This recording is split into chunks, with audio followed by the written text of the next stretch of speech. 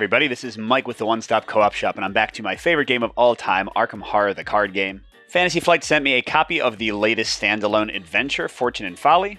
I'm going to start with a quick spoiler-free review of my thoughts over the expansion overall, and then I'm going to do a two-handed solo playthrough of both parts of the adventure, because it is a little two-parter. And if you like the content on the One Stop Co-op Shop, consider supporting us through Patreon. You get early access to our videos and exclusive videos every month you can't see anywhere else. You can also check out our separate streaming channel for even more content, listen to our weekly podcast, or join the conversation on our Discord. So Fortune and Folly is, again, a standalone set with two different adventures, and I'm going to hopefully show them both. It has special integration with the new Scarlet Keys campaign, and that it becomes like an extra adventure you can go on and kind of add some extra mechanics that are from that campaign. But I'm going to be playing it as a full standalone with two characters. And again, we're going to have a review in this video first, although that's what I'm recording at the end, so I don't know what I'll say yet. And then if you don't mind spoilers, you can watch me actually play through the scenarios. All right, I'm recording this after I finish the entire playthrough. Let me give you some quick thoughts, and this will be pretty much spoiler-free. I'll show some basic cards from the encounter deck, things that you'll see, but only like the initial encounter deck. So overall, I think this one is pretty fun. It's got some cool things that happen. The fact that it's like a two-parter and that the things you do in the first part affect the second part is pretty fun. Like most scenarios, once you've seen stuff, you aren't going to have too much new to see, but there are some like varying choices you can make. There are some things that I didn't do at all in this playthrough, and with different characters, I might try something different. But also, I'll say overall, this felt very challenging. You'll see in the playthrough, if you watch it, that I barely won, even on normal difficulty. So I think this is a nice challenge level. It's not going to be an easy win. And a pretty cool thing, this integrates really nicely with the Scarlet Keys. Like, it actually becomes an additional way to like further your goals in the Scarlet Keys campaign. But it seems totally fine otherwise. And the bonus cards you can unlock, again, without giving any details, are pretty neat and pretty powerful. So even if you were playing this as like a side mission in a different campaign, it would still have value. Something I think is really cool, both thematically and mechanically, are that each character gets these roles, and these kind of go along with, sort of the the tropes in heist movies, like having different roles in the group for like the team. And this lets you really do things in different ways. Like they can allow you to be much more sneaky and stealth-based. They can allow you to be much more muscly and fighting-based. I found, for example, you'll see if you watch my playthrough, that I barely fought at all. I might have only not done a single fight action the entire game. And this one really allows that to happen. So it gives... Now, eventually there are going to be some enemies, and you're going to have to deal with them, as you would expect in an Arkham scenario. But yeah, I think these are role cards for the theme and for like the mechanical variety they offer your team. Are really cool, and I think it's just a neat scenario that you have so many different ways to go about it. And there's one more thing to comment on, and again, these are the very basic encounter cards, so there's nothing like crazy in here. But they have this like gambling mechanic that you'll see if you watch the playthrough, where you actually draw cards from the deck and you're trying to get like three of a kind, or trying to get a straight, or trying to get a flush to win like money at these different tables. There's ways to mitigate your luck. You gain bonuses whether you win or lose. I think that works out really well. So I thought this was a pretty fun little like bonus thing to use the deck, the encounter deck, in a way I've never seen before. And one more thing that I'll call out that I thought was pretty neat is how they used the tokens for the bag. So the skull is based on your alarm level, which is the thing that you can control going up and down based on the choices you make. So I like that there's like some mitigation in terms of like how much danger you take upon yourself for that one. And I also really like this one. It's really interesting in the game. It's a -5, so it's terrible, but you can also just raise your alarm level and automatically succeed. I don't feel like I've gotten those kind of choices with Chaos Bag tokens in the past, so I thought that was a really neat little bonus there for you to have some of your your luck in your hands and take the consequence of an alarm level if it's a really like do or die kind of test you have to pass. So yeah, overall, before I get to the full playthrough, which you can skip if you don't want spoilers, I think this is a fun set. I definitely had a good time with it, and I expect next time I go through the Scarlet Keys, I'll definitely use it as a side mission for that one.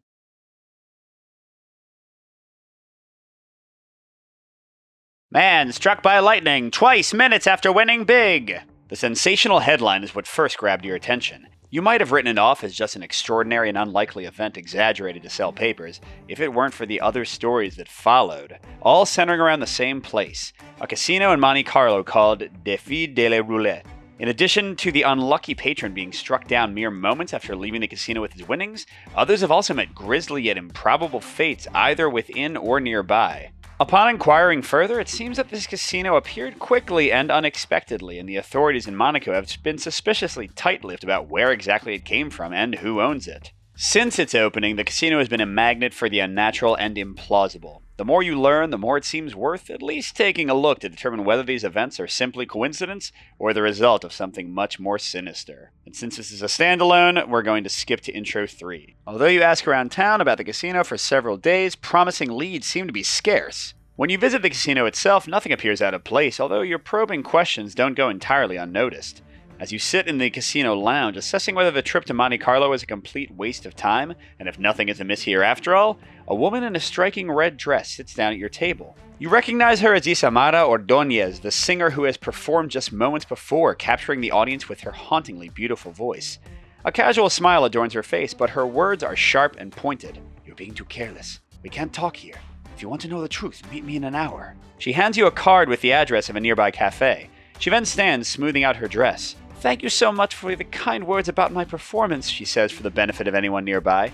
"Hope to see you again soon." Isamara is wearing a long overcoat of the darkest blue when you meet, her wavy brown hair partially hidden beneath a wide-brimmed hat. Clearly she's worried about someone recognizing her. "You're right to be suspicious about what's happening at Defi," she begins, wasting no time with pleasantries. "On the surface, it's a casino like any other, but there's more going on than anyone could guess.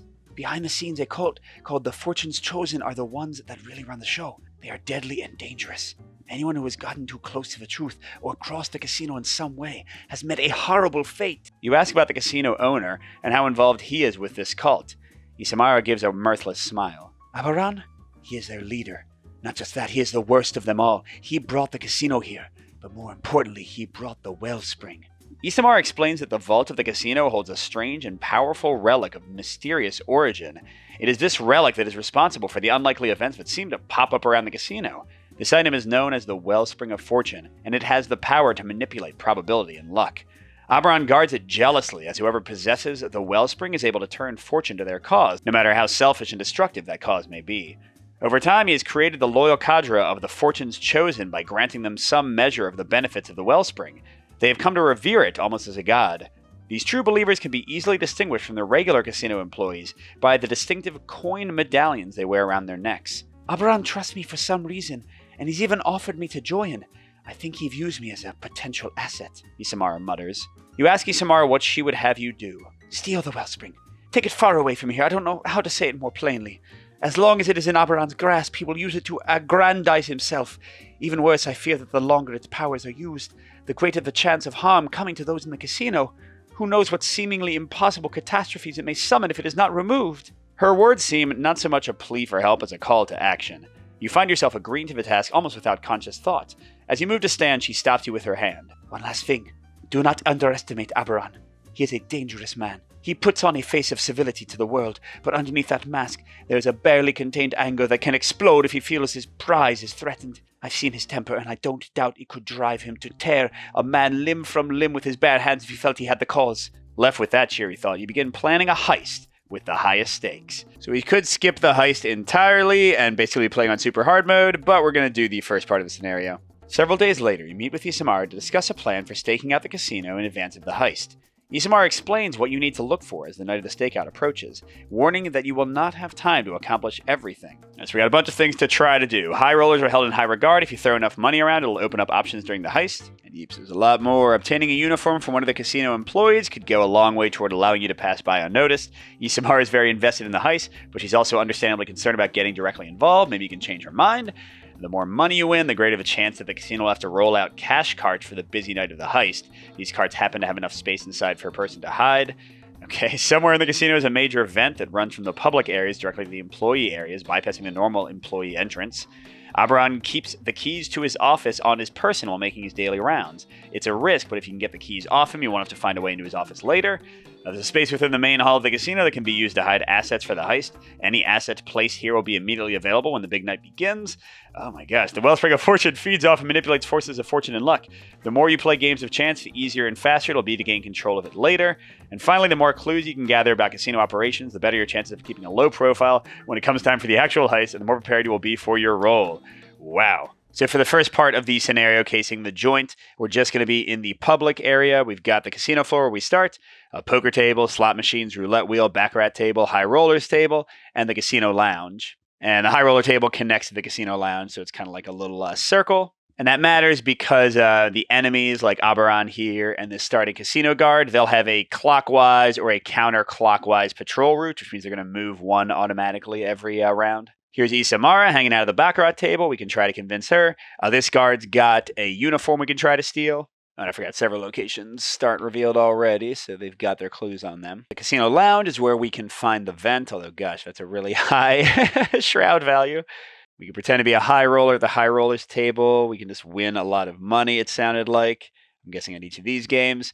We'll see how it goes. So let's meet our investigators real quick and then jump in. I thought it'd be appropriate to use two of the new Scarlet Keys characters. So I've got Daryl Simmons, the photographer. He's got a mix of Survivor and Seeker cards, although I went very heavy on Seeker because my other character doesn't have too many ways to get clues. And his stat lines really focus on that too. He has amazing intelligence, okay agility, and not so great otherwise. He starts with his Kodak camera in play, and he can spend evidence from assets he controls. The camera gets some, but I put a few other things in my deck to reduce skill test difficulty by 2. So he can collect evidence and then use it to make his tests easier. His camera starts in play. Anytime an enemy or a treachery enters play, he can exhaust this and put a resource on it as evidence. And then whenever he discovers any number of clues, he can move that much evidence from enemy and treachery cards to this, but only if they're in his location or they don't have a location. So he's basically like going to take pictures of enemies and stuff as he moves around. And then unique to this scenario, each character gets a roll card to kind of say like what their part is in the heist, which I love because I'm a big heist movie fan. So I decided to make Daryl the face.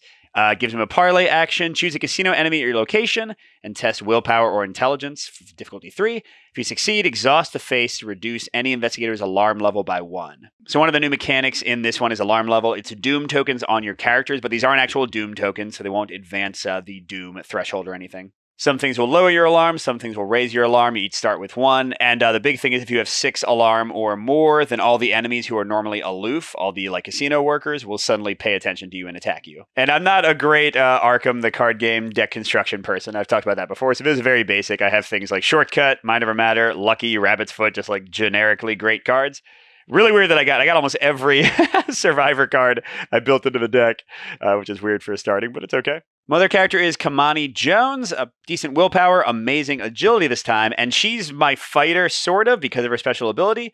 So she can, as a free action, engage an exhausted enemy to her location, and then if she evades a non-elite enemy who's already exhausted after using her ability, then she adds her intelligence to the agility check, and if she wins the check by at least as much as the health the enemy has left, she just discards that enemy. They don't count as defeated. She's like, I don't know, done something sneaky with them. But yeah, so except for elite enemies, she's theoretically, we'll see how it goes, she's going to be like my muscle to beat people up. And she's going to be better at the games of chance. The Grifter cannot be discarded. When you check game icons while resolving an ability on a game location, exhaust the Grifter, choose one.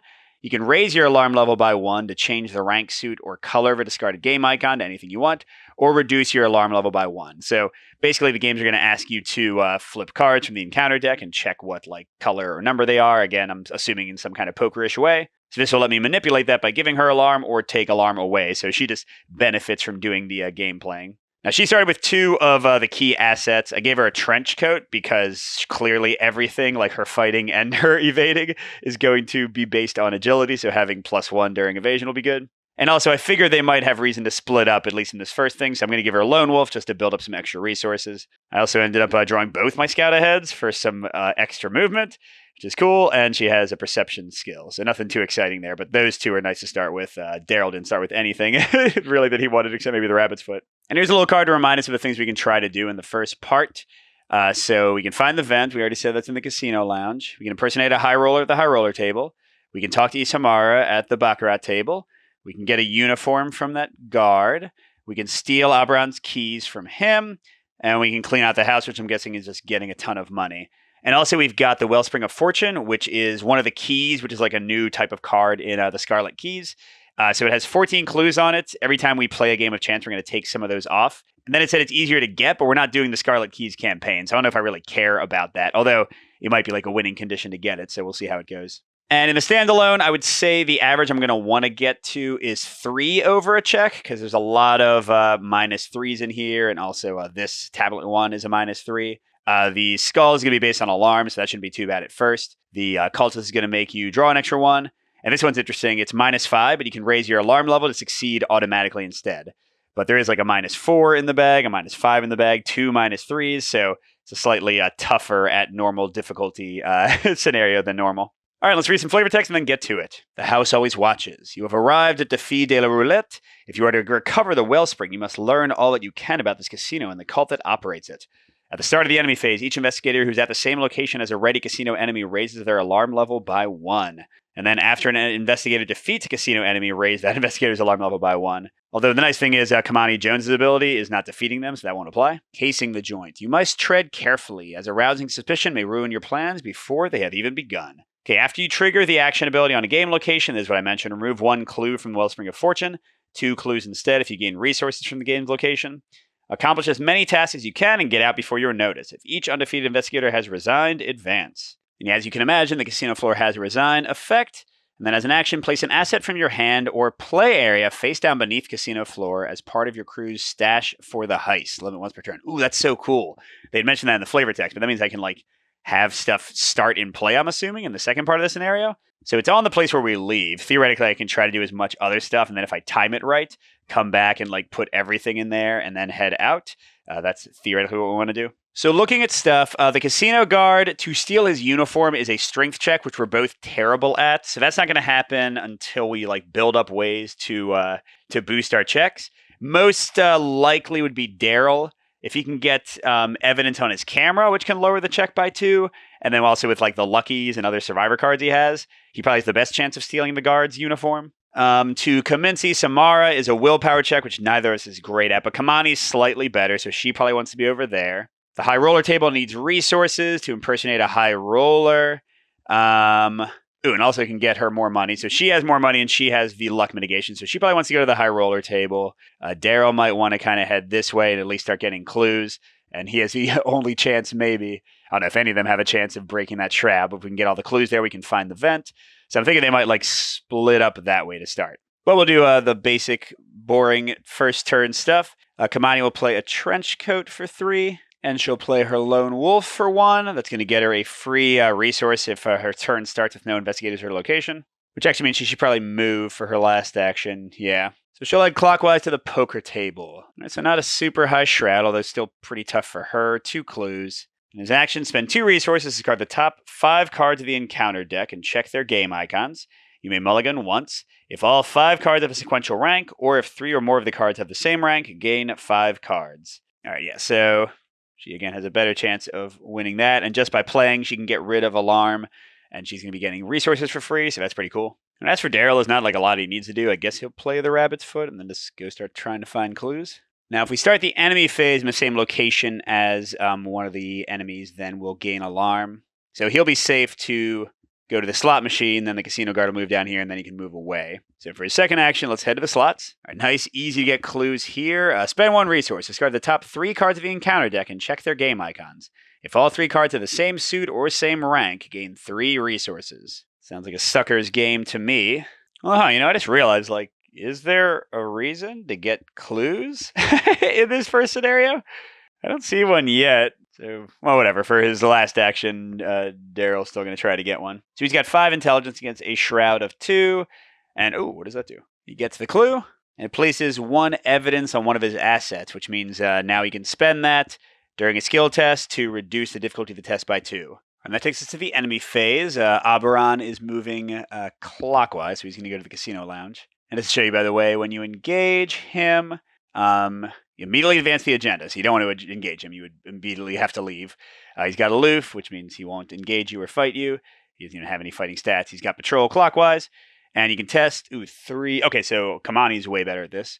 So she can try to pick his pocket. If you fail, raise your alarm by 1. If you succeed, discard the top card of the encounter deck and check its game icon. If it's red, you stole the keys. So it's probably a 50-50 chance that'll work. All right, so he goes there. Oh, wait, and this guy's counterclockwise. I thought he was coming towards Daryl. So they're just both hanging up over at the casino lounge for now. Then we get cards and resources. Kamani's got backstab, which seems completely useless at the moment. Oh, and we got a dilemma. This is a new card type in the Scarlet Keys. When it's revealed, it's immediately discarded, but then you first do its revelation ability. So this one says choose 2 skills.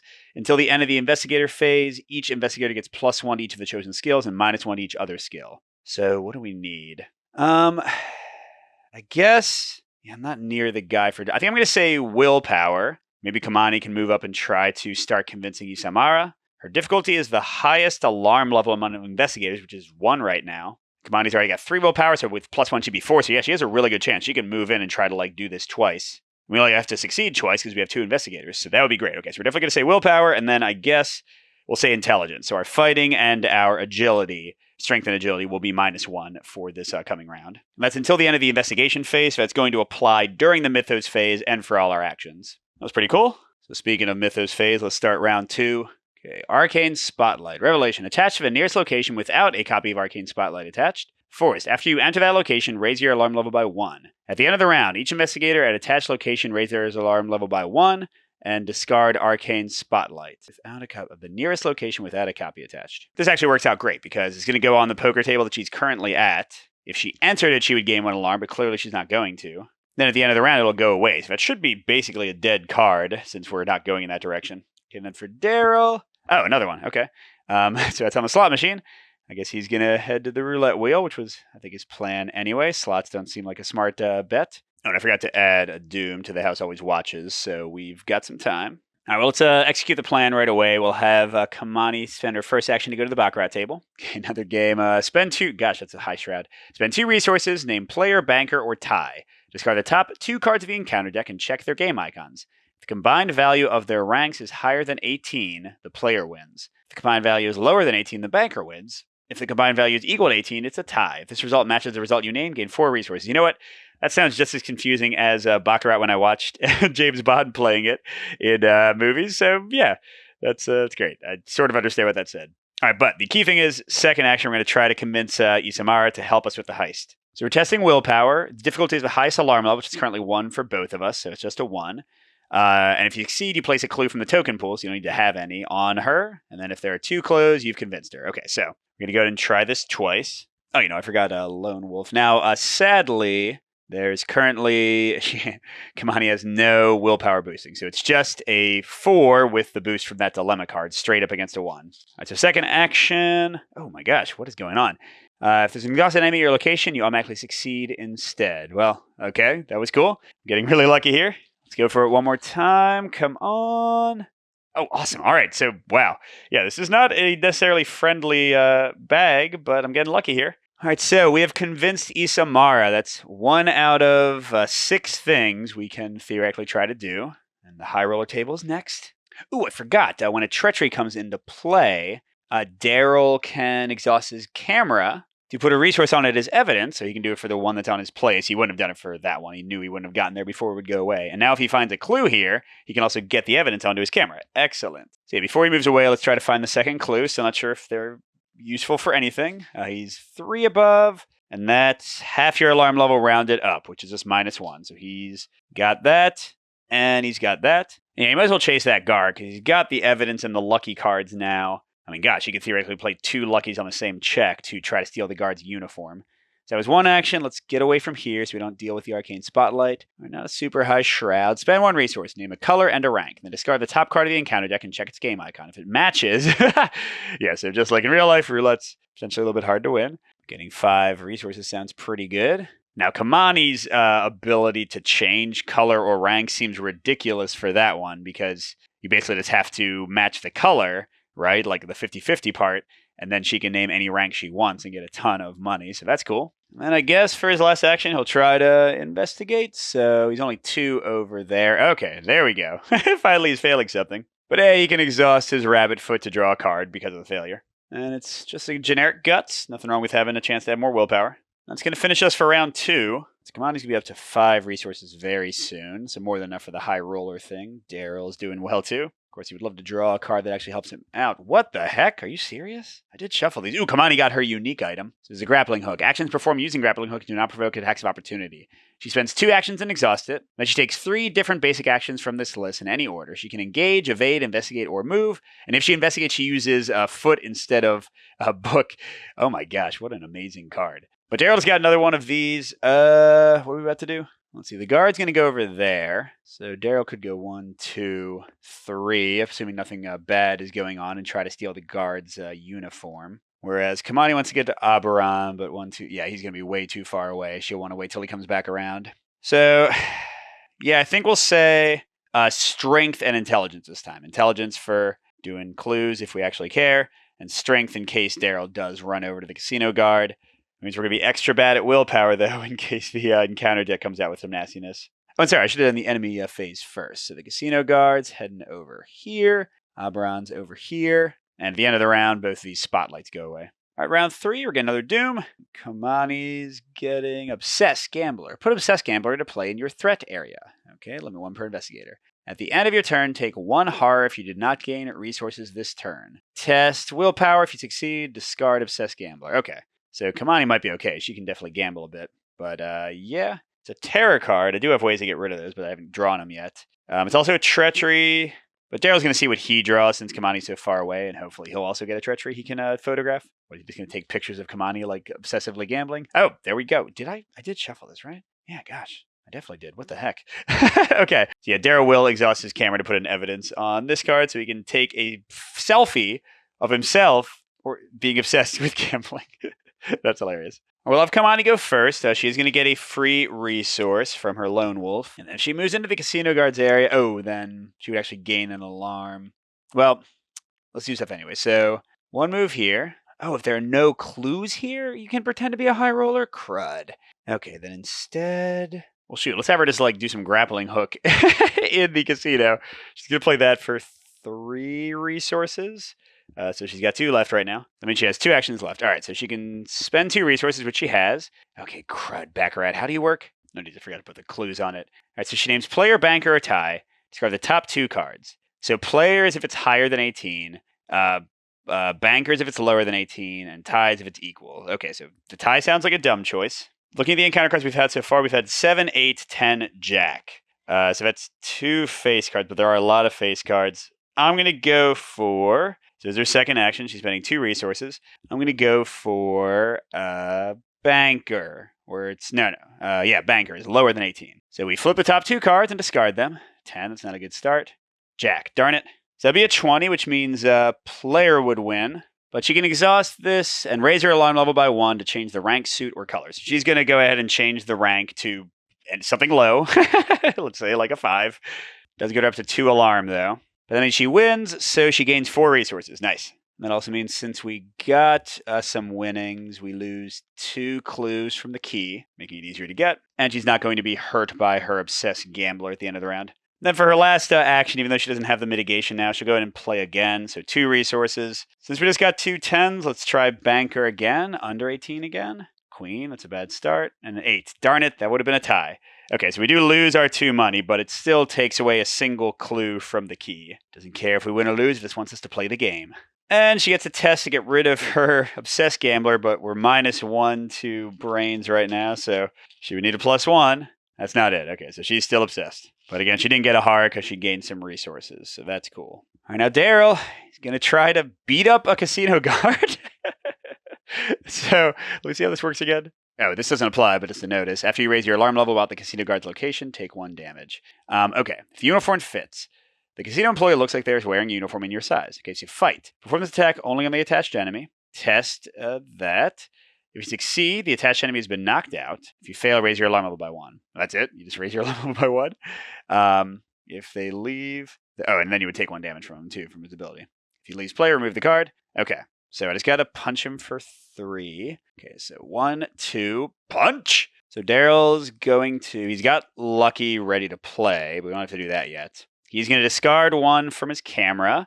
You do that once per test, so it makes it 2 less. So it's a 1 strength test now, and he's at 3 strength because of the dilemma card. So he's 2 up and he has Lucky. Come on. Oh my gosh. So I have to use both Luckies? Well, I'm going to do it because I'm going to try this again. Is that a waste? What would I do? I would take 1 alarm and 1 damage. Then the guy would move, and I have to do it again next turn. And I would take an alarm for being on his location. No, okay, we'll spend the Luckies. Boop, boop. So that means... What I'm at 7 strength versus a 1 difficulty -5. We're good. All right, so we have an employee uniform. We raise our alarm level by 1. If another enemy is at your location or connecting, which is not, and discard the guard. Okay, cool. So that was excellent. Oh, and then good. And he can help Kamani get rid of the clues here, and then she'll be able to pretend to be a high roller. So that could be our 3rd thing, and then hopefully he'll have come around by then. Ooh, that's right. Daryl is taking horror, although he can handle it because he didn't gain any resources this turn. Oh, and I just realized it's just gain resources, not necessarily from gambling. So if I just spend one of my 3 actions to gain one, I'd be fine. And like Kamani, he would need a +2 or auto fail. Yeah, he's definitely still obsessed. And let's see. Okay, we're up some resources. Cards. Oh no. Ruined film. Remove 4 evidence from cards you control. For each evidence, you can't take 1 horror. Oh my gosh. So suddenly he's a lot crazier than I thought because I only have 1 on my camera. Woohoo, that's great. Daryl is drawn dead here for like actual cards. Oh, I forgot.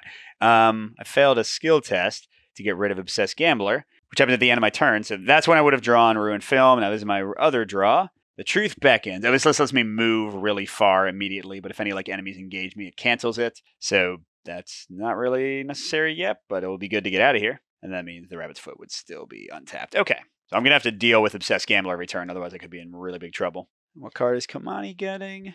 Daring Maneuver. Play when you would succeed at a skill test, you get +2 skill value instead. Yeah, I have this one to go with her innate ability. Because after she already succeeds at a second evasion test, remember when they're already exhausted and she has them engaged, she needs to not just succeed, but succeed by enough that it equals or exceeds their health value. So that's like exactly what Daring Maneuver is for. Otherwise, it's kind of useless. So might not even use it this time. Oh, wait, I forgot to move. Yes, so he's coming closer to Kamani, which is what we want. That part's good. Oh, wait, no, he's going clockwise. What am I doing? So, yeah, she can go to the high rollers table and then come back, I guess. I still don't know how we're going to find the vent for the casino lounge. I need to get some cards that like automatically get clues for me. All right, so now we're at 3 Doom. And Kamani. Oh, a new casino guard. At the high roller table or the guard room, whichever's nearer. Oh, there is no guard room. So, okay, he's at the high roller table, taking the place. Maybe it's the same guard. He just woke up immediately. And then for Daryl, House Dealer. While House Dealer is ready, each ability on its location costs an additional action to trigger. Okay, that's not the worst thing in the world because we can still get rid of the clues. So she patrols clockwise, so she's going to go away. We don't really care about that yet. And he patrols counterclockwise. All right, that's fine.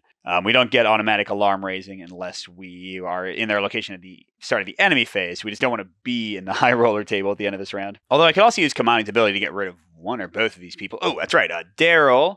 Let's go ahead and say that he exhausted his Kodak. He would not have known that somebody else was coming out, so I'm sure he would have done it for the casino guard right away, which might matter because he's certainly going to try to get some clues this turn. And yeah, so let's have Daryl go first and try to get some of the clues. All right, so he's only 2 over. First action, failure. Let's use the Rabbit's Foot to draw a card. Persuasion. Choose a non-weakness humanoid enemy at your location and test 3 intelligence. This test gets +X, difficulty where X is that enemy's horror value. Oh, the house dealer actually has a horror value. If you succeed, shuffle the chosen enemy into the encounter deck. I want to still have a little bit more intelligence to do that, but I could try to get rid of the casino guard. Now, for second action, either way, he's going to try to investigate again. Got it. And since he got 1 clue, he can move 1 evidence to his camera. Nice. And then rather than do anything super tricky, for his last action, I don't want to take the horror, so he's going to play shortcut to move an investigator his location to a connecting location. I'll go to the casino lounge to not mess up Kamani's Lone Wolf. Then for his last action, he's just going to get a resource so he doesn't lose horror from Obsessed Gambler.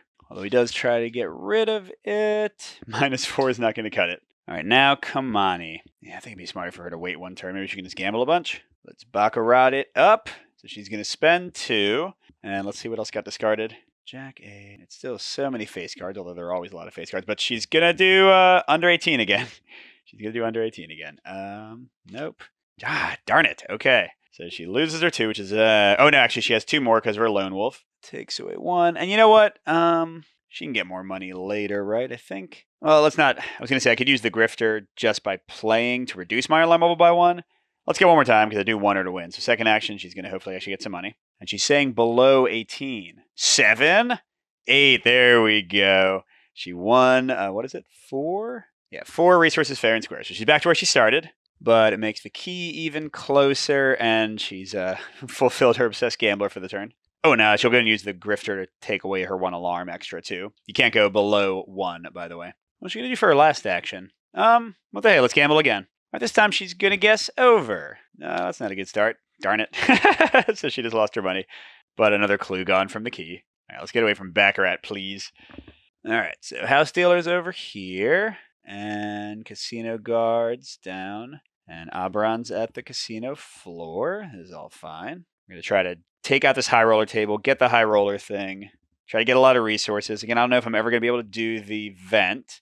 We can steal Oberon's keys, and then maybe we'll be good. Well, I guess we'll find out. Ooh, did I forget? Yeah, I did forget to see if Kamani got rid of her obsessed gambler. She would need a... Oh, do I have any? No, she doesn't care that much, right? Oh, never mind. She got rid of it anyway. Ha ha ha. But yeah, now everything untaps. Getting some more money. Come on, Daryl. Draw something good. Crack the case. Fast. Play after an investigator discovers the last clue at your location. Gain a total of X resources. Distribute as you wish. X is that location's shroud value. That's cool. Nothing wrong with that. And Kamani's got breaking and entering. So it's an investigation. Ooh, but she adds her foot value, so that would give her a 7. And then if she succeeds by 2 or more, and she's still got daring maneuver, she may automatically evade an enemy. Oh, well, that part doesn't really matter, because they're not where we need them to go, but that'll certainly help out with other stuff. And then we are at the halfway point Doom-wise, so we need to get going. Who went first this turn? I think Daryl did.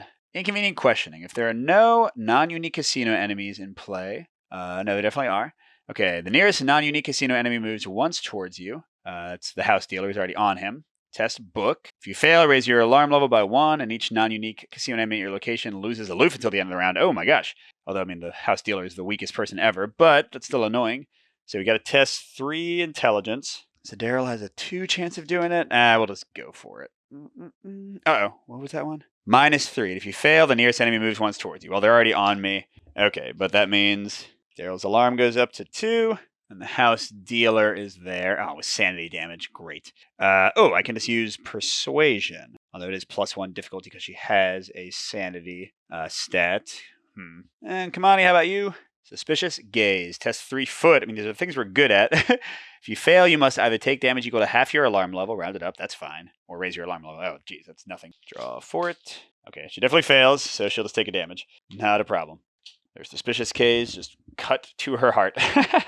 All right, I'm going to have Kamani go first. She's got 4 resources now. And she'll use 2 actions for the grappling hook. So she can move, investigate, engage, or evade. Well, she's just going to move and investigate. But the key thing is she's got her agility stat of 5 instead of her regular thing. And what the hey, let's use a scout ahead to make it... What is her agility stat then? 7 versus 3. Seems reasonable. Ooh. -5, or raise your alarm level by 1 to automatically succeed. Oh, she is failing. So yeah, she'll go ahead and get an alarm. Puts her back to 2, but we got another clue here. And she has 1 action left. Oh, what the hell? Let's go ahead and do breaking and entering. So she'll have a 7 to investigate. Is going to toss 2 of her 4 resources. All right, so we only need 1 more resource, and then we can impersonate a high roller. Now, coming to Daryl, what am I going to do? I guess I can play Mind Over Matter fast, and then evade the house dealer or just punch her to death. Now, defeating a casino enemy does get you 1 alarm automatically, but that's not the worst thing in the world. I could also try to persuade her, which again would be a 4 difficulty versus 5. You could discard like Crack the Case and The Truth Beckons to get her, or his... Oh, and I forgot, I also have the Kodak. Yeah, let's try that. Okay, so let's try persuasion on the house dealer. We'll use the Kodak to lower the difficulty. So it's 3 plus her horror value, 4, so 2. So I'm up by 3. I'm going to hope that's enough. What's that? We draw again. If you fail, you raise your alarm level by 1. Exciting. Okay, we didn't. Yay. So she be shuffled back into the deck. And then he's going to come over here. He's going to try to help Kamani, although he will take a horror from not getting any resources. Kamani's going to play perception on him to give him +2. So he's, 7 versus 3? That's half his alarm level, so that's only 1, -1. So we get the last clue, and I'll go ahead and play Crack the Case. So we get 3 resources to distribute, since it has a shroud of 3. And Daryl's super rich, so he's going to give them all to Kamani. So that's the end of his turn, so he does take a horror from Obsessed Gambler. Oh, I found a clue, so I should have gotten that for the Kodak. And then I got to draw for Obsessed Gambler. I still need a +1. I could use Guts to make it a -1. Oh, I forgot to let Kamani draw a card from her. No! Narcolepsy. Put narcolepsy in your play area. You cannot take actions, trigger abilities, or play cards. Oh, but another character can wake her up. All right, that was actually perfect since they're literally in the same spot. Okay, now I'm going to, whatever. I'll use Guts and try to beat Obsessed Gambler. Means I need a -1, so it's still not great chances. Oh, man, get an alarm level if I fail. Wonderful. Oh, that's -1, so I don't fail. Woo! Get out of here, Obsession. And then enemy phase, these 2 meet. So all I want to do at this point is beat the high roller table, steal Oberon's keys, Maybe make some more money so that, like, hopefully we reach the money threshold for cleaning out the house. And we're just not going to find the event, but everything else will be fine. Oh, and then we can drop off stuff at the casino because I'm worrying about time running out and such. All right, 1 resource each. And if Daryl goes first and moves, then Lone Wolf will still trigger, so that'd be nice. Each get a card. Oh, pickpocketing. When you evade, draw a card. Again, she's not evading as much this time. And logical reasoning. Play if you have at least 1 clue. Choose to investigate your location. They either heal 2 horror or discard a terror card from their third area. Hey, if we get another obsessed gambler, we can get rid of that immediately. All right, here we go. 3 rounds left. Kamani's getting avarice. Either take 2 horror or test. It's half your alarm, that'll be 1. If you succeed, gain 2 resources. If you fail, take 2 horror and raise your... Nah, we'll just take 2 horror. She's still fully hard up. I'm glad Daryl didn't draw that one. And then, inconvenient questioning. This is the same one you had before. The nearest non-unique casino enemy moves once towards you.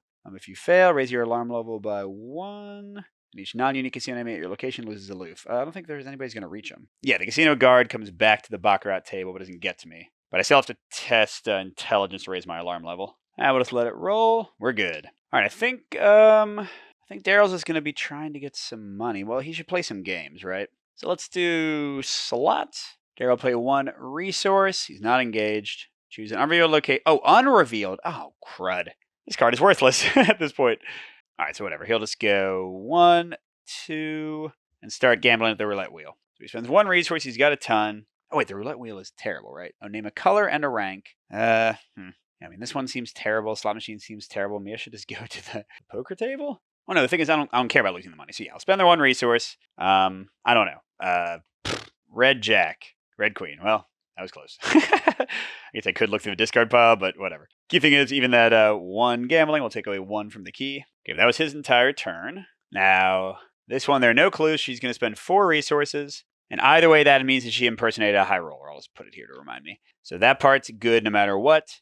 She's going to do the top 5 cards, and she's looking for same suit, sequential rank for the same rank. Okay, so straight, flush, or 4 of a kind. So we've got 3 cards. And don't forget she's got her power. All right, so we've got a straight started. All right, and a jack. Ooh. So now she can use her power to automatically do it. Okay, another 8. So yeah, let's go ahead and... Well, first of all, I think it said you can mulligan once. Yeah, you can mulligan once because it's supposed to be like poker. So I will discard an 8 for my open-ended straight draw and redraw 1. Another jack. Okay, cool. So that's fine. She will cheat with her grifter ability. That gets her to 3 alarm, unfortunately. But she'll change the jack into a queen or whatever.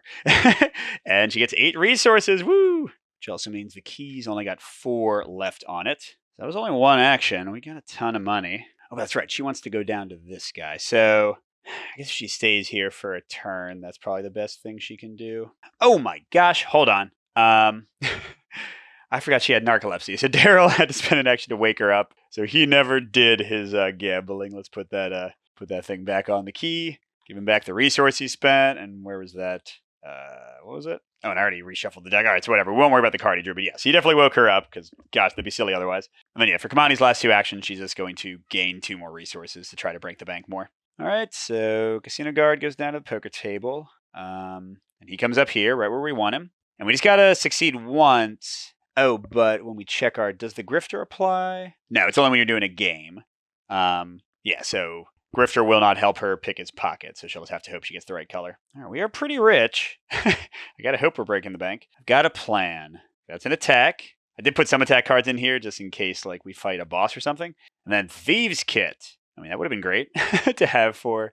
I still don't think I have time to do the lounge and the vents, but it's cool to have that. Ooh, what I should try to do is have her, like, play it and then put it on the casino floor, like, stash thing. But yeah, we are almost out of time. We gotta go. Okay, Daryl first this time. Avarice calls. Ooh, take 2 horror. Or test willpower versus half your alarm level. You know what? Let's do the test. Here's why. We're gonna use his Kodak to make the difficulty 0. We're gonna discard logical reasoning for +2 willpower. So that means we are now 4 willpower versus 0. Come on, game. Okay, draw again.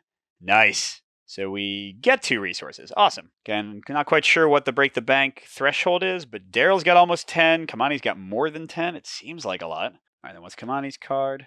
Oh, not this one again. Non-unique enemies. Okay, so they move once towards you. That's slightly annoying. Now the casino guard is there. I just gotta do a 3 book check. Yeah, whatever. Oh man, she's gonna gain an alarm level. Okay, well, yeah, she definitely fails. So her alarm level is up to 4. That's 2 away from automatic badness. All right. She's going to go first. She'll gain a resource from Lone Wolf.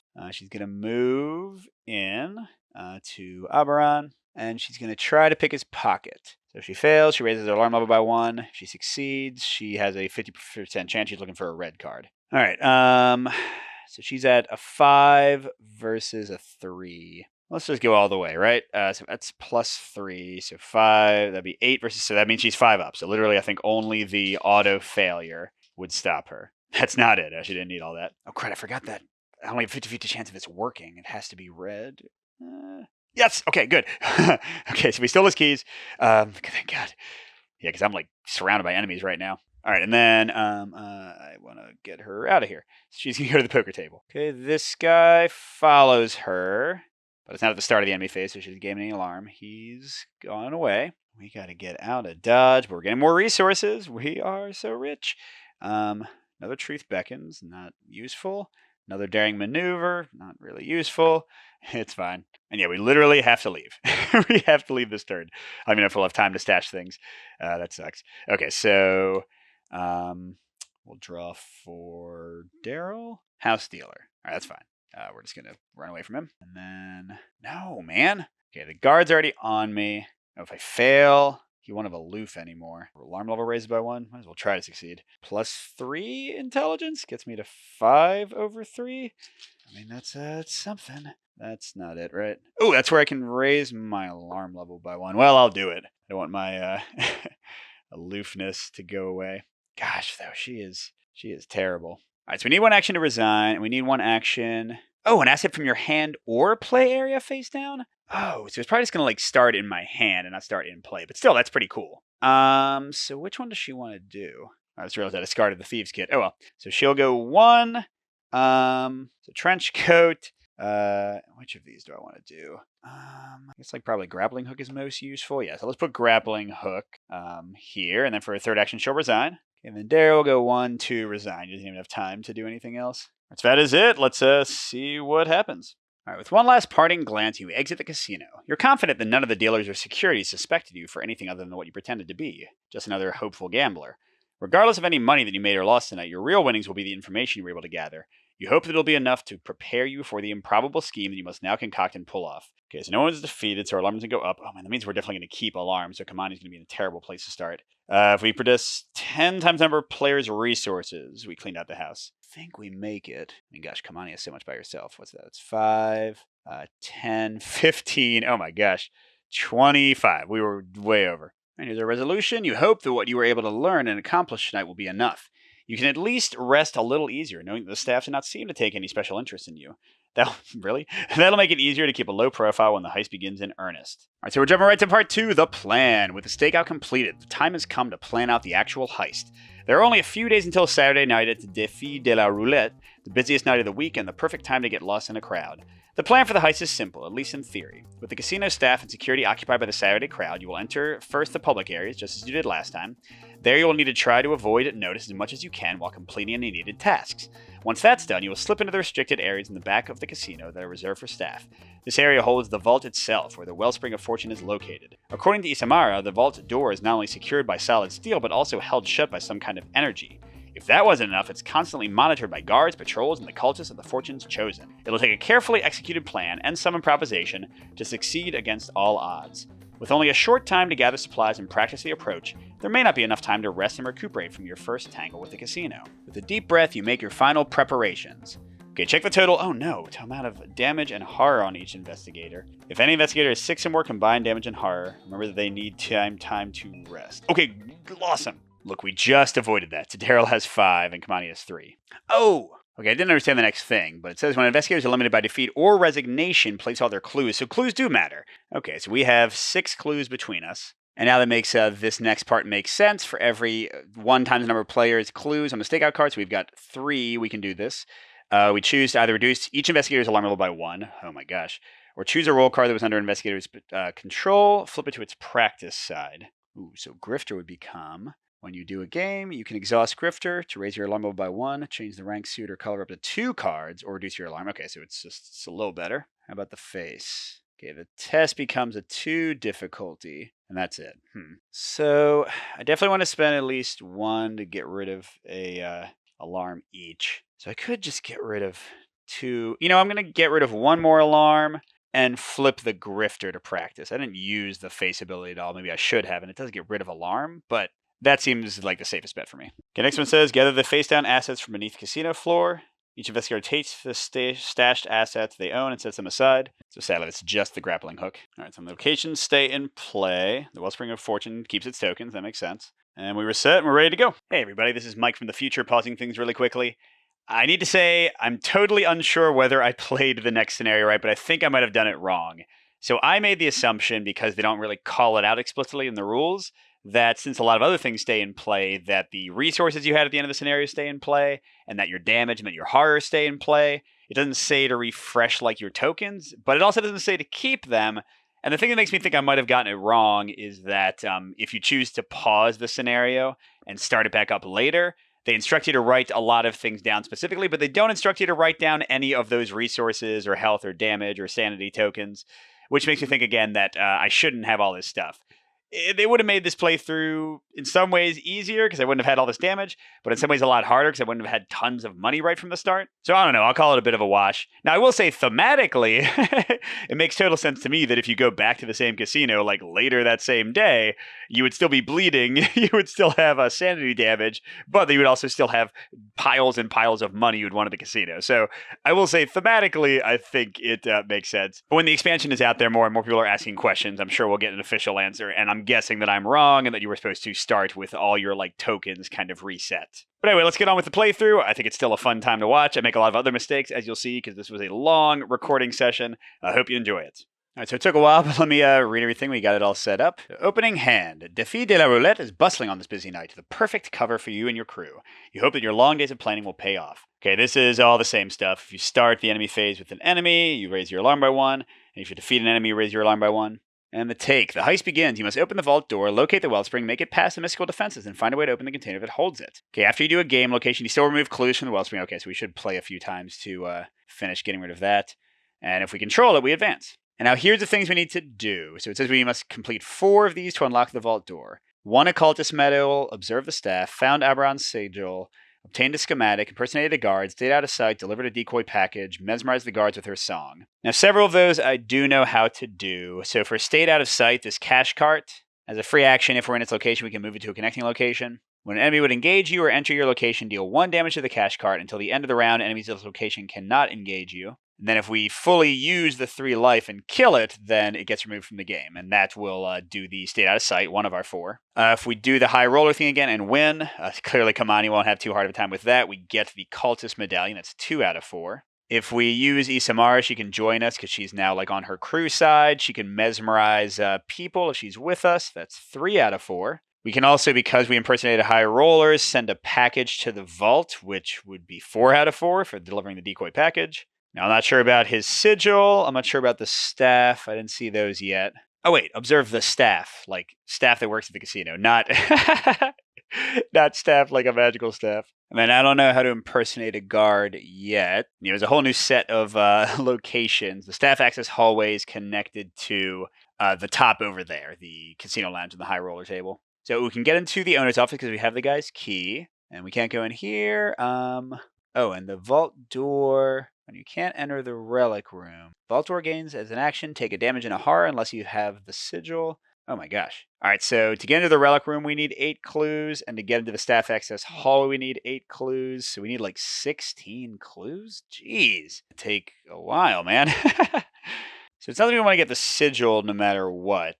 Which means we can kind of ignore one of the other ones. Using her to mesmerize people sounds like it's never going to be bad. We need the cultist medal. We got to go up that way anyway, so that doesn't sound too bad. I don't see anything to use my my guard uniform yet. I'm guessing the guard room. All right, so anyway, we have a lot of stuff to do.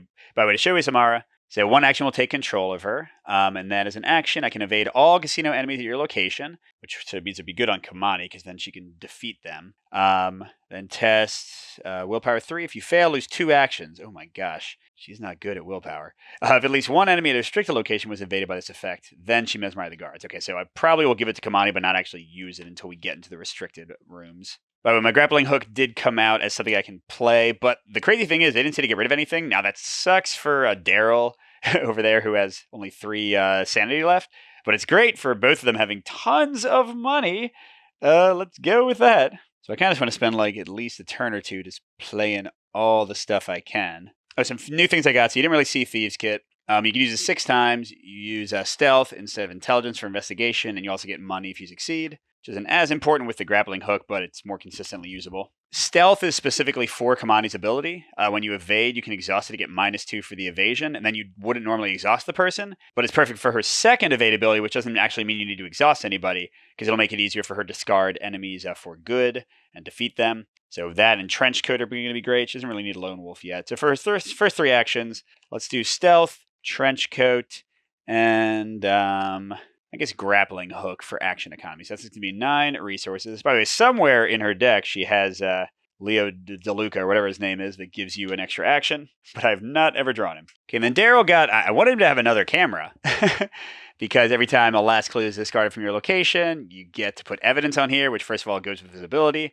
and then also gives him extra sanity and willpower and intelligence. Amazing. So he's certainly, oh, he doesn't have Rabbit's Foot anymore. I forgot to discard that. Let me shuffle it in. Whoopsie whoops. But yeah, so his first action, he'll definitely play the Hawkeye folding camera. Now the Truth Beckons will actually be useful once we've unlocked some locations. But yeah, for his other actions, he's just going to move around and start trying to get clues. So there's a guard and security patrol on either side. They're coming clockwise. They're coming counterclockwise. So they're both going to come towards us. Slot machines is the easiest to clean out clues first. So we'll go ahead and have Daryl go there for his second action and investigate for his third. Oh, awesome. What does that do? Oh, he gets a free evidence. That's right. Oh my gosh. It just says place 1 evidence on an asset you control. So he just got +1 willpower. And the next time we finish a location, he'll have +1 intelligence. That was amazing. Thank you, Daryl. You love your cameras. He's got double cameras going. That's one of our 16 clues needed. Good Lord. That's it for our first turn. So the guards at the baccarat table. It's kind of crowded now.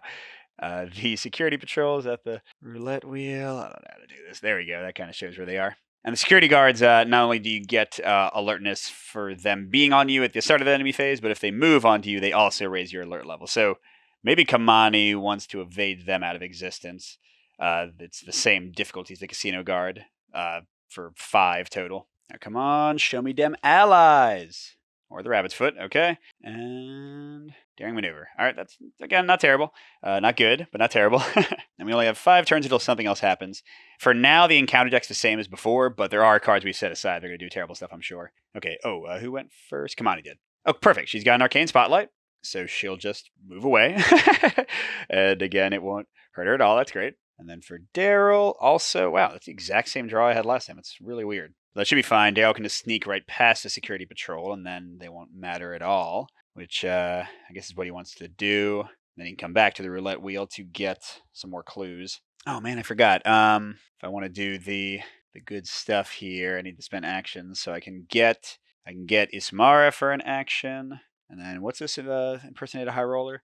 Spend 2 resources. You set up a delivery to the vault. Search the encounter deck and discard pile for a casino enemy. Spawn it here and attach the set aside package delivery story card to it. All right, I guess we'll do that. So she'll get Isamara. She'll spend 2 resources to set up a delivery. All right, so what's this? Okay, so this enemy, they lose the casino trait. Then they start patrolling toward the casino. If they enter the vault door, the packet has been delivered. Oh, that's really far. It's like waiting tons of turns. Oh, but if it gets delivered, choose an investigator to search their deck for an ally or item asset, place it face down beneath vault door. Oh my god, so I can get like a free ally or something? Alright, so this might never happen because it's so many turns for them to move up to the vault door. I'm going to pick the other security patrol to be the ones delivering it because they seem slightly nastier than the other enemies. Alright, there's more cards, and then Kamani will go. So she went to where the security patrol is, she would get an alarm. So she'll go to the poker table. She can investigate, and leave, hopefully. Or just evade and destroy him. All right, as for my friend here... did any new treacheries or anything come into play?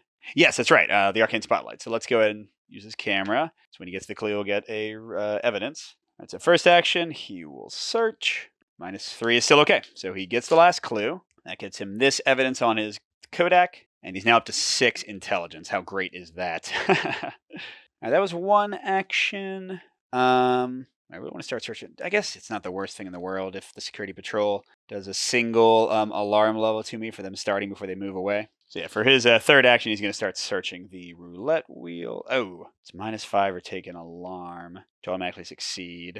I guess I don't care that much. Yeah, I'd rather not take more alarm, because 2 alarm, which I'll get from the security patrol starting on me, means the skulls are still only -1. I have time to get more clues, hopefully. And yeah, that's it, right? So the security patrol is here now. You know what? Let's set them off to the side. And we'll say this 3 Doom is a security patrol. That's bringing my package. Okay, but this casino guard comes in here. Daryl gets 1 alarm, and then they move down here. Oh, and all the arcane spotlights go away. Still hoping for some allies. Oh, no. Internal injury. I got to take 2 actions, or I'll take 1 direct damage every turn. I should probably get rid of that pretty quickly. Luckily, I have the time. And then a guts for Kamani. Okay.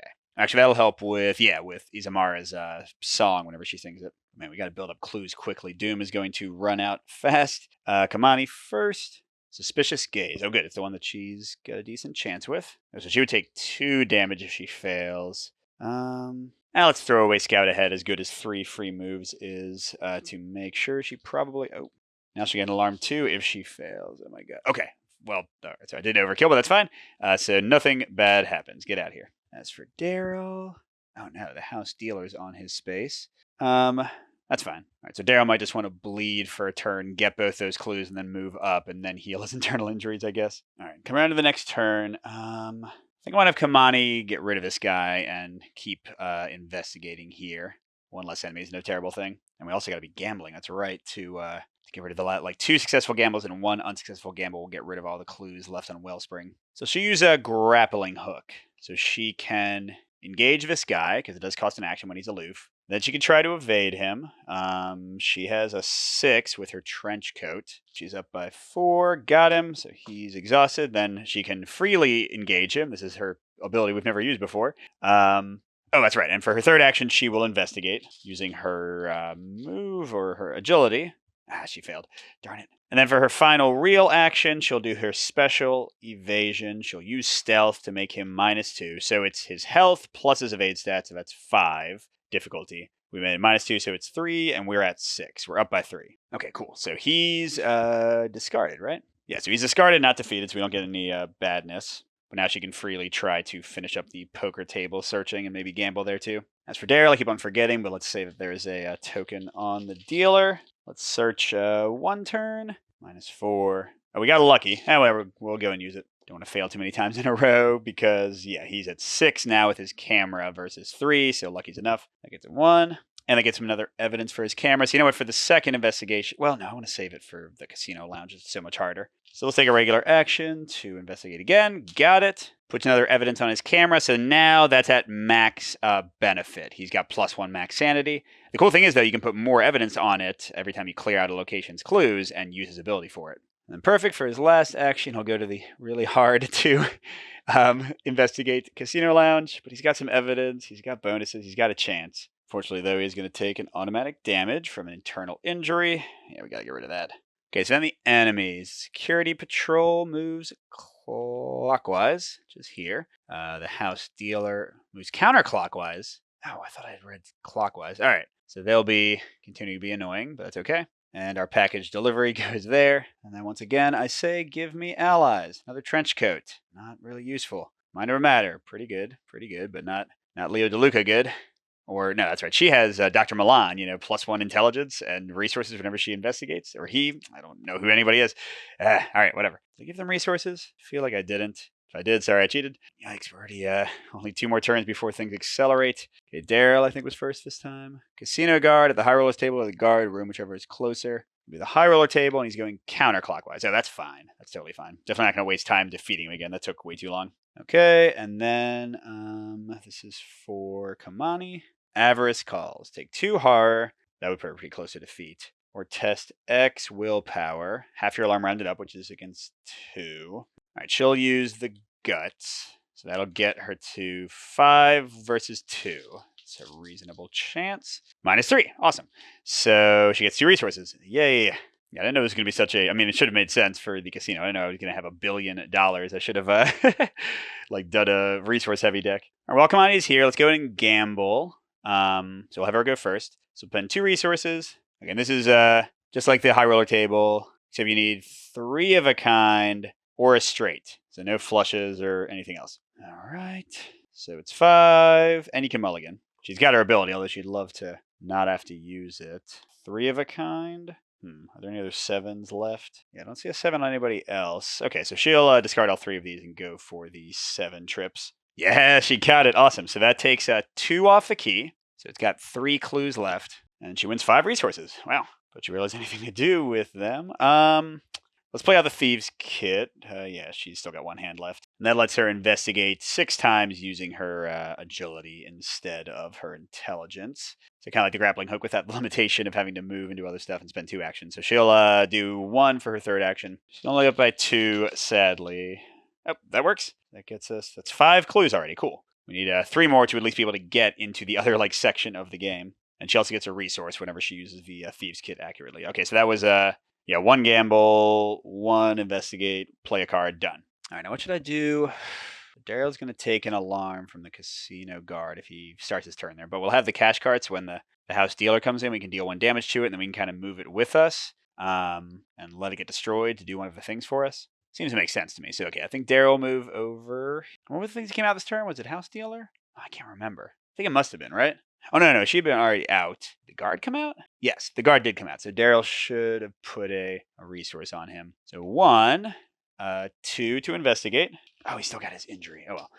So that's at 6. Got it. That gets the, and then I guess 3 to investigate again. Okay, nice. Yeah, Daryl's got 6 clues now, so if Kamani gets 1 more, we'll have enough to get into the access hallway, although clearly we want to get more than that. But Daryl takes an alarm at the start of the enemy turn. He takes a damage at the end of his turn from the internal injury. We got to deal with that. And then the stupid house dealer follows him. Counterclockwise. Okay, so he can run back to the casino lounge. Oh, and our delivery. Hey, now I'm feeling like the delivery is not going to be too slow. No, we definitely didn't get cards. Come on, I just want my allies. Guess I should put more in there. Ooh, Ethereal Slip. Choose a non-elite enemy at a revealed location up to 2 connections away. Swap places with that enemy. Oh, that's so good. We're going to get rid of the house dealer and move Kamani up for the price of 1. I'm so happy I got that. This time I know I did not get resources. Okay. And we're 1 away from advancement. Yay. Kamani's inconvenient questioning. Okay, the casino guard's moving to her. Oh man, if she fails, then he's going to engage her. What is it? 3 intelligence. She doesn't have any of that. Raise her alarm level and he won't be aloof. Oh my god. She can take an alarm level, automatically succeed. She was going to get the alarm level anyway, so what the heck? So I gets rid of 4 alarm, but she does not gain alarm from that. He does not engage her. So at least that part was all good. And then Daryl. Can't take 2 hard. Okay, I'm going to try the skill test, I guess. What the heck? Logical reasoning and persuasion. That would get me to 5. No, that's right. 6 from that.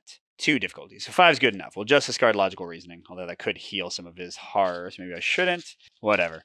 -3. We're good. Yay. So we get 2 more resources. All right, here we go. Kamani's got this. She's going to try to investigate with her Thieves Kit first to get that poker. So she needs a -2. Let's throw away the trench coat to make it -3. And no. Okay, phew. All right, we're good. Glad I discarded the thing. So that gets the last clue there. Okay, for her second action, she's going to pay for Ethereal Slip. Yeah, just beautiful, because now all the enemies are over here, and nobody bad is with us. Well, except for our delivery boys, but they don't count. Oh, I forgot to give the cash card a damage when they moved into it, so let's say they did that. And last action, we'll try to use the Thieves Kit again. This time we'll just let it roll if we fail. Got it. Awesome.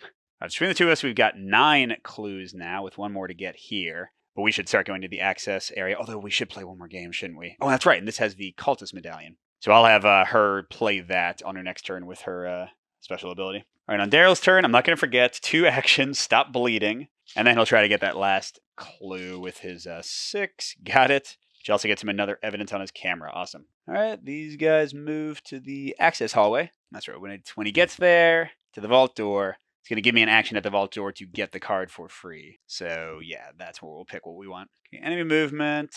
Oh gosh, I totally forgot about these guys. So they, I think, should move twice clockwise. Boom, boom. And then these guys counterclockwise. So since we're getting out of here, they won't mess with us at all. Let's get some resources and cards. Another Truth Beckons. Come on. Another Lone Wolf. It's fine. It's fine. That was not fine, as we're already running out of time. Let's see what's going to happen. A voice from the roulette tables cuts clearly through the din of the entire casino. Red 19! Someone nearby shouts in excitement. A few moments later, the same voice calls out once more. Red 19 hits again! You hear murmurings around you. Such an event is highly improbable. For a moment, you feel a small crackling in the air, but you shrug it off. Then, just when normalcy seems to have reasserted itself, the voice calls out, more in disbelief. Red 19 a third time! The crackling is unmistakable this time and begins to intensify until everything seems to blur for a moment. When your vision clears, oh man, a terrible creature beyond all imagining stands in the middle of the crowded casino, towering above the humans surrounding it. With a sinking feeling, you remember Izamaru's warning that the relic's presence might invite disaster. If that wasn't bad enough, said disaster will fall on those who are not favored by the bearer of the wellspring. Okay, so spawn the set-aside dimensional shambler at the roulette wheel. Luckily, we're not there. Shuffle the encounter discard pile and set aside plan in shambles encounter set into the encounter deck. Raise each alarm level by 1. Oh my gosh. Hey man, we didn't cause this crap. Alright, so the heist has become more complicated than you could have ever imagined. Terrifying monsters have appeared on the casino floor. The patrons, however, seem to be in a daze, while the staff continue to watch for suspicious activity. Can they not see the danger they're all in? Okay, the start of the enemy phase, each enemy who's at the same location as a ready casino enemy raises... Oh, so it's all the same. Wow. Well, it's all the same, except we've got this fun guy. Okay, he's a hunter. After any investigator performs the same type of action twice in a row during the same phase... Oh man, if the Dimensional Chambers is ready and unengaged, move it once toward that investigator. It's definitely going to complicate things some, but alright, whatever. I don't think I'm going to... Yeah, with the Dimensional Shambler, I'm just definitely not going to stay here anymore. So let's go to the staff access hallway. So we'll send the cash cart ahead. Or I guess one of us has to like move in first. I don't know. But it's going to cost us 8 clues, which means we have 2 left out of the ones we need to do to get into the vault or whatever. We'll say Daryl's going first. All right. The door to the restricted section of the casino beckons, but you must find a way through when no one is looking and the entrance is unguarded. Okay, force. When staff access hallway is revealed, spawn Abaran... Oh my gosh, I didn't even see his last name. On his unleashed side at his office.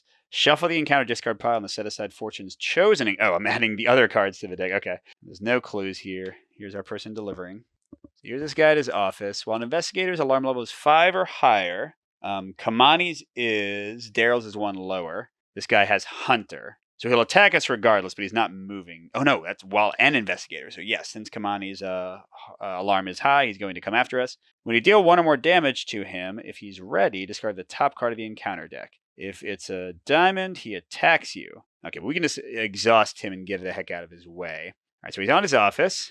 We almost want him to come down to the security office because we might go through the guard room. I don't really know. Okay. Yeah, we're adding these cards. I just added a ton of cards to the encounter deck because there's like so many of those monsters. Which is freaking me out a bit. I thought evasion might be enough in this scenario, but it totally might not. All right, so that was 1. Let's go to the guard room. So 2. Oh wait, crud. If I move again, the shambler will come faster towards us. So instead of moving 1, Daryl's gonna play his rabbit's foot. Ooh, never mind. The truth beckons. You know what? I forgot I had this. Let's say the Kamani's the one who moved in. Because then Daryl can just like go to the next one for free. All right, so that was 1. I don't really want the guy to hurt her. So even though he's going to be coming towards us, I think she's going to go to the guard room. So that's 2. Oh, no, that's right. I don't want to move twice. So first, she'll... Oh, I know. Let's use Grappling Hook for her last 2 actions. Because that's like using a card and not a regular basic move action. So I don't think that'll trigger the guy. So move in here. All right. Ooh, good. It's easy to search. 4 clues. You're definitely going to clear that place out. If all the following are true, remember that you impersonated a guard. There's no enemies here. True. There are no clues remaining here. Oh, no clues. And we had the uniform. Okay, cool. So we can do that. But for her 3rd thing from the Grappling Hook, she's going to investigate there. It automatically uses her good stat. Oh, man. She has to raise her alarm by 1. That would put her to 6. We got time. I don't want to raise her alarm to 6 yet. All right, so now I'll put the cash cart in here. Ooh, if we use that, Alberon can't get to us. We can use the cash cart to like sneak past him. All right, so Daryl will play his... oh, man. If I play the Truth Beckons, I won't be able to get the cash cart. All right, so he'll move normally for 1 action just to push it over to the security office. So that's his first actual action. It was a move. Then he'll play the Truth Beckons to waste it just so he can move again.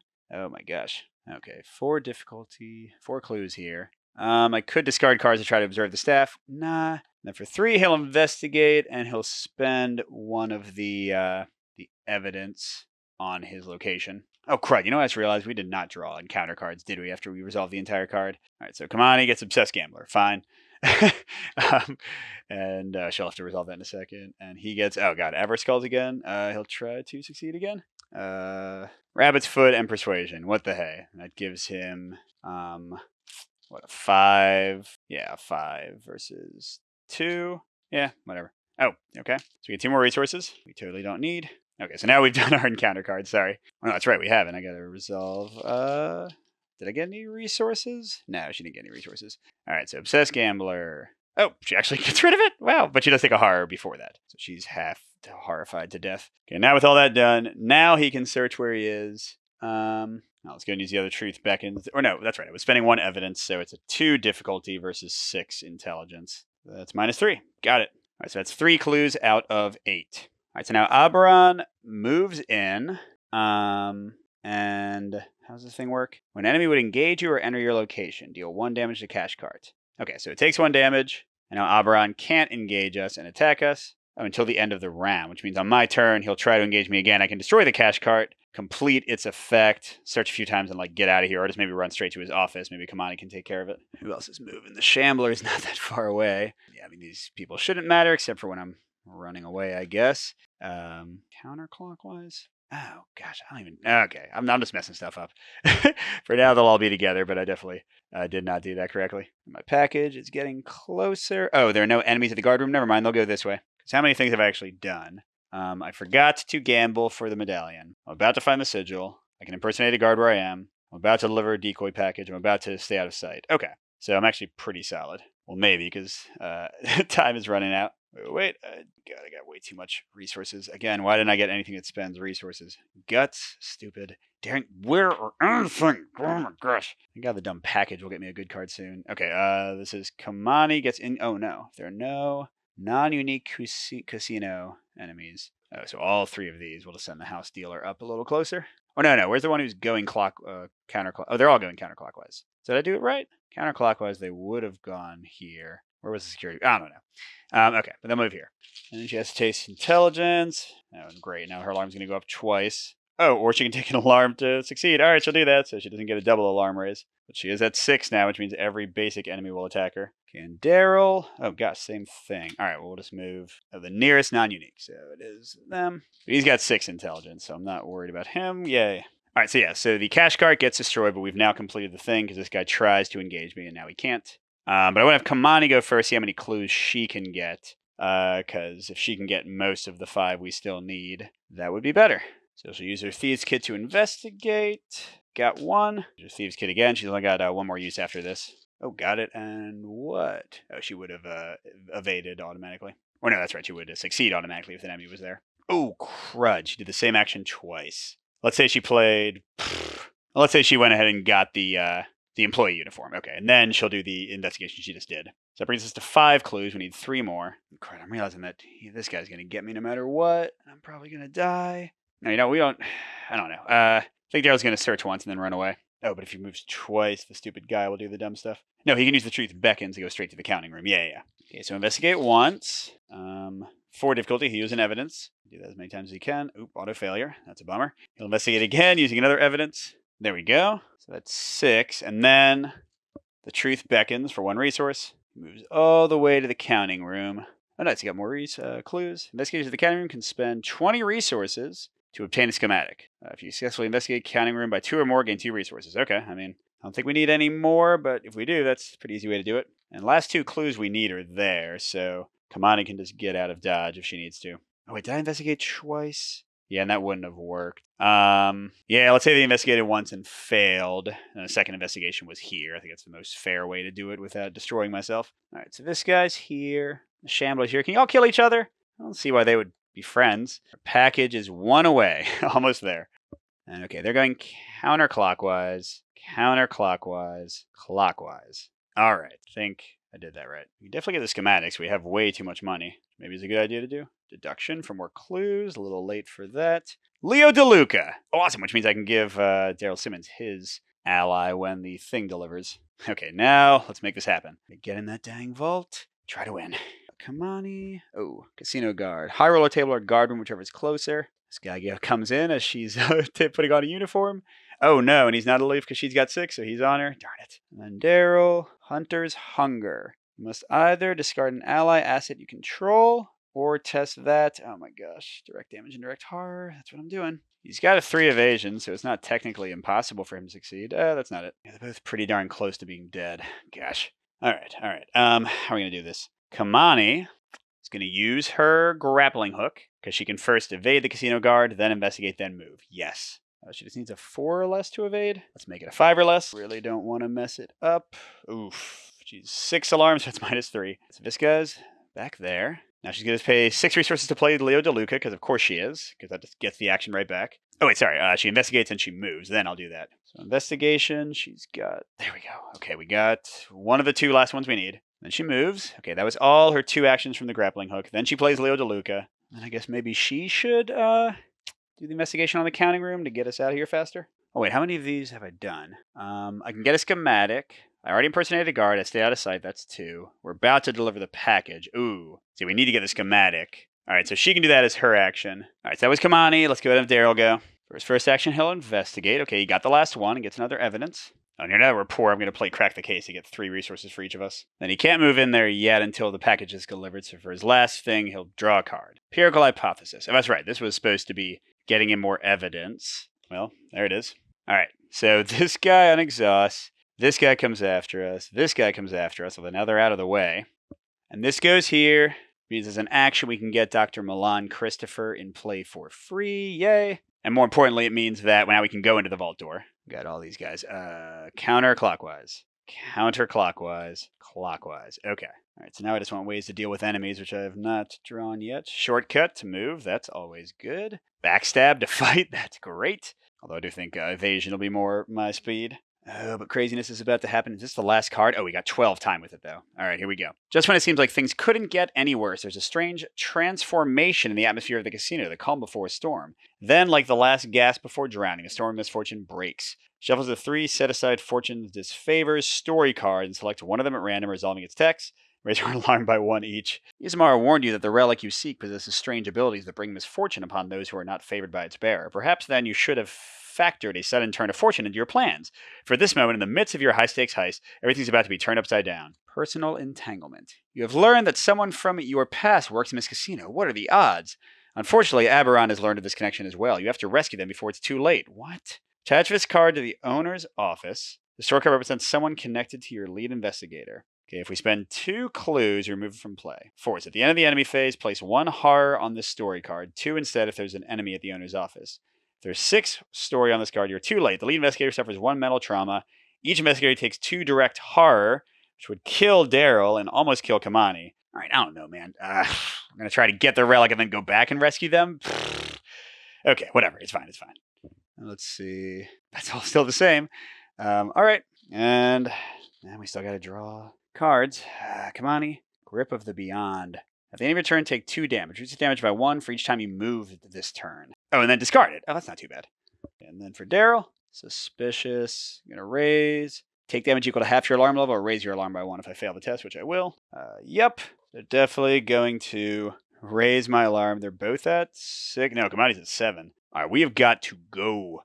I guess I'll have Daryl go first. No, let's have Kamani go first because she's got 4 actions. She wants to move a lot. So, wait, do we have enough clues? Yes, we do have enough clues. All right, let's have Daryl go first, actually, because he has shortcut, which can move Kamani in. All right, moved. Let's go to the top card of the encounter deck and check its game icon. Oh, we can teleport from here? Oh, that's great. We have a chance to go right to the... Oh, that's so good. So that was Daryl. So he's played a card. His first actual action is to move 1. He doesn't want to move again yet, even though we can... Oh, he can try to do this. So action. Take 1 damage and 1 horror. Unless we found the... Oh, God, that would totally kill him. Yeah, and he doesn't have the good skills anyway, so he'll do something else. Wait, never mind. Mine never matter. Oh, he'll get his dude. That gives him another +1 intelligence, and he can take some more damage. So that was a second action. He'll play Mind Over Matter for free, so he's got intelligence for everything, and his intelligence is 7 now. And then as his third action... he'll try to do this. So he does take damage and horror, but it's not direct. Okay, so he'll put 1 on Milan and 1 on himself. So he's got 7 versus 4. Let's use Guts and give him a +3 advantage. Or +5, I mean. And yes, okay. We can spend 8 clues and we reveal it. Okay, awesome. Okay, move all clues. Oh no. We gotta get 5 clues to actually get the stupid thing. Why didn't I do more gambling? All right, that's fine. Second action, third action, 4. Gosh. All right, and then Kamani will move 1 action. She's got 4. 2, she'll investigate. Or no, I guess actually she'll use 2 to do her grappling hook. That'll move her in and investigate. And she'll discard a daring maneuver to give her a +1. Still not a lot. Okay, she'll take an extra alarm, sure. So it was 2 actions. Now she can do a regular investigate for another action using her last thieves kit. And what the heck, she'll discard both of these to give her a plus. Okay, but for her last action, she just wanted to investigate again. She did move twice, so this isn't going to do anything. She'll... I forgot about Ismara. We can use that if the guys come in. She'll draw cards, and she used basically all of hers. Got another guts. All right, we are surviving. All of them come here. I would really love to get the key and get back here and teleport. When does this happen? The end of the enemy phase. This gets 1 horror. Then yeah, this is actually going to be pretty important. Casino lounge. Counterclockwise. Casino floor. Roulette wheel. All right. Okay, Doom is not the main worry now. Kamani. Oh, gosh. Fortune Dagger attacks you. Discard the top 2 cards of the encounter deck and check their game icons. All right, well, whatever. She can just evade him. And then the other guy, oh, this isn't good. Attach to the nearest location without a copy. As additional cost for you to leave the location, test 3. If you fail, cancel the effects of the move, move the nearest extra dimensional enemy once towards you and discard this.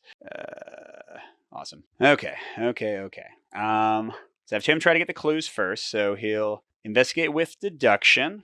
That's +1. Oh, I should have I'll use my camera to put this on the treachery. I know I've been forgetting that. He'll spend an evidence from his Hawkeye folding camera. So it's a 2 difficulty, and he's +1. And Dr. Milan brings him to 7, so he's at 8 versus 2. Okay, he's the best he can be. Okay, so that gives us 2 clues, and we get an evidence. So, whoa, we need 1 more. But if he searches for it now, the monster will come. So we don't want to do it yet. All right, for his second action, he'll draw a card, I guess. Whatever. For his third action, he's going to try to get the last one. Spending an evidence. And again, that gets us to 5 over, so that's good enough. Yes, okay, so she can get the actual key now. He's got some... Oh, I forgot that's gone. He's gotten some resources from Dr. Milan. His camera gets another 1. All right. And yeah, I think Kamani's just going to run. And Daryl can die. So 1 action... She'll get this. That's 1 out of 4. 2, she'll move, so no repeated actions. 3, she's gonna... Oh, it is a move, so this guy will come towards her. I guess after the move. Ooh, I can mulligan up to 2 times with the schematic. I didn't even see that. Okay, so a spade would take us to the guard room. But let's mulligan again, because we can do better. Club would still take us to the guard room. 1 more time. Time and back rat table, yes! All right, so that was get the thing, move, use this. So the Dimensional Shambler does go towards her 1. She's all the way down here. So action, move. So she can move again. The Dimensional Shambler only does like bad stuff when you do the same a pair of actions. And she's here. Yay! Oh, stupid. I forgot about the Dimensional Hypnosis. All right, well, let's see if any of that even happened. Just test 3 brains. She's got guts, and Daryl's got the rabbit's foot. Oh, and geez, Daryl's evidence says at his location, he'll decrease it by 2 for her. So it's a 1, and she's got a 6. Okay, that doesn't actually resolve anything. Yes, okay, cool, whatever. So she did get away. There we go. And she's at the poker table. So she can definitely get out of there. I think Daryl's dead. Let's double check that. Oh, crud. I forgot this guy existed. So hold on. Lord. 1 action to get the thing. He would have attacked. 1 action to move here. They would have attacked. 1 action to teleport. They would have attacked. And she'd be dead. She has an extra action. Let's see if she could have evaded at the very beginning of all of that. She'll discard the backstab to get it to -5. Okay, so she'll say that she evaded the very first thing. Then she got the staff move, so she's still at the back rat table. Which means now... Oh my gosh. Yeah, all these dudes are waiting for Daryl. This guy engages him. But yes, if Kamani can get out, we're just going to call Daryl dead and leave it at that. He got Persuasion. He can talk to one of the enemies. And Kamani got Breaking and Entering. Nice. And yeah, as long as Kamani's card doesn't somehow stop her from leaving. Nope. She's going to be good. What did Daryl get? House Dealer on his spot. All right, so 4 actions. Oh, did I move? No. Counter. Uh-oh. House Dealer's there. But that's the only one that matters. So she's going to go 1. House Dealer's on here. 2. She takes a sanity. 3. She takes another sanity. Not enough to defeat her. We escape. And then, yeah, Daryl. Oh, Daryl. We're not even going to play it out. He's just a little defeated. I guess he would be defeated by sanity first. No, actually, what was on him? House Dealer was on him. So yeah, he would have been defeated by Sandy, which is what he would probably want to take 1 mental trauma. Oh gosh darn it, something happens when we get the Wellspring. Oh my gosh. If Averon is still in play, just as you're ready to celebrate victory, a voice calls from the door behind you. Come into my casino and steal from me. Averon stands there shaking with fury. You'll ruin everything I built, but I won't let you. Any front to professionalism has been dropped. The true danger of the man has been revealed. Oh, so we would have been there while we were investigating? Oh, no, it's when we get... Okay, so this is actually fine. We'll just save it. Daryl got him right when he got the thing. And then Daryl would have died right away. So actually, I don't think I would have changed anything. Okay, the exit. Enemies lose aloof from patrol. That's fine. And now they hunter for the Wellspring. But we resigned. Okay, cool. Yes, so I think that's how it all would have worked out. There were times when you weren't sure whether you would make it out of the casino with your skin and soul intact, but here you stand. It almost feels like a dream, but you can still hear a commotion inside. It's time to leave this place behind and make yourself scarce. Okay, so if you haven't resigned, you suffer one... Well, they already resigned. Or died. So I don't know if you would take physical trauma as well, whatever. Together with Isamar, you examine the relic that was the source of all this trouble. Sometimes it looks just like an ordinary coin, albeit an incredibly ancient one from some long-forgotten civilization. At other times, however, the air around it distorts and warps. You also know now from experience the ways in which it can make the seemingly impossible all too real. For the first time, you see a genuine smile on Isamar's face. I have to thank you for this, for getting it out of Aberon's hands, and getting it away from this place. I don't know what would have happened if you didn't. Tonight was bad enough, but nothing would have stopped Aberon from holding tight to his prize, no matter how many died along the way. You begin to gather your things as Isamar does the same. You know that you will need to leave Monte Carlo immediately, as any of the fortunes chosen who have survived, including Aberon himself, will hunt for you in the Wellspring. I saw him one last time before we escaped, Isamar explains. The look of rage in his eyes. Without his precious artifact, he'll be even more unstable. You tell her that maybe he is the one that should be scared instead. After all, she successfully orchestrated his downfall from within. At your words, that same smile crosses her face once more. I could get used to that idea. With everything ready to go and the Wellspring in hand, you'll leave Monte Carlo behind, hoping your luck will hold. There you go. That was the scenario. I'm going to go record my review now, but you would have already seen it at this point. I was going on 3 hours of recording at the end there, so sorry there were so many more mistakes. But yeah, we'll still call that kind of a win, sort of. Thanks for watching, everybody. Good gaming, and we'll see you at the next stop.